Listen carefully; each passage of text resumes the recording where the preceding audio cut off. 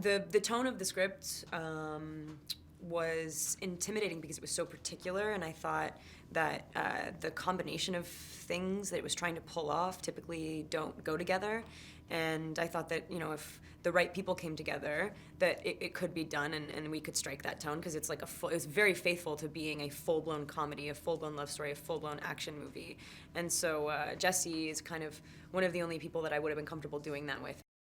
But it's just these kind of sweet stoner kids in the middle of the country, just trying to like get through their day. And then one night, this strange woman comes to my store, and this convenience store where I work, and she basically activates me, and I am a trained fighter, and have forgotten my past.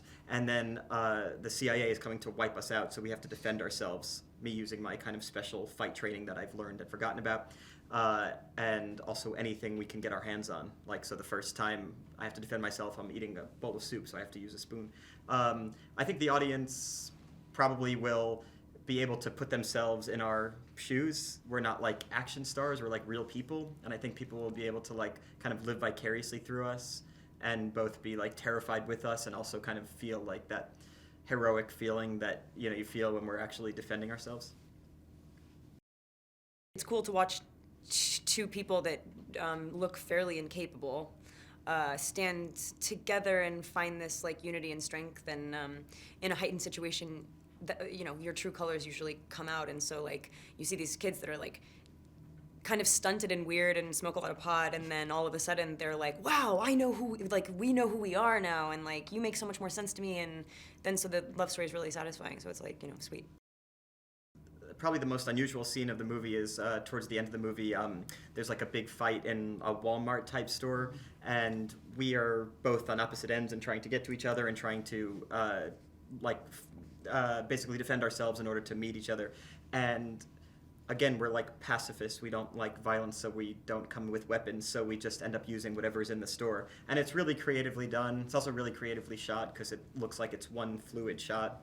It was really difficult to do, and we had to train for weeks in order to kind of learn how to do the stunts. So I was looking forward to it and also really relieved when it ended. Right, so in the first like kind of main action scene in the movie, my character is just eating a bowl of ramen. He sees these like guys trying to break into his car outside his convenience store. And he asks them, like, why? What are you doing? Why are you breaking into my car? Because he's a sweet guy. He's not a violent man. And then they come and attack him, and the only thing he has is this soup, which is luckily hot, so he can, throw it at them. And then he has this spoon, and he uses it to kill them, and then he realizes he must have some kind of power. I mean, American Ultras, I think, like two things. It's something you've never seen before, and it's something that's like immediately relatable. So even though you've never seen anything like it, I think once you start watching it, you realize that like you're watching kind of like basically like what you would do in this heightened situation.